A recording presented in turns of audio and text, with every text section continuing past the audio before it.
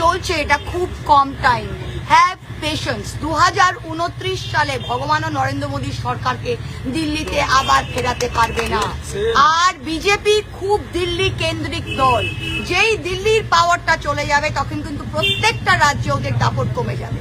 ওদের 77টা বিধায়ক এত দাপটে গত 5 বছর নাচিয়ে বেড়াতো কেন? আমাদের 80টা ভয় পেল কেন? কারণ ওদের 77টার সাথে দিল্লির আনলিমিটেড টাকা ছিল, ওর প্রত্যেকটার কাছে সিআরপিএফ সিআইএসএফ ছিল। কেউ বাংলা পুলিশের উপর নির্ভরশীল ছিল না, ওদের ভয়ই ছিল না।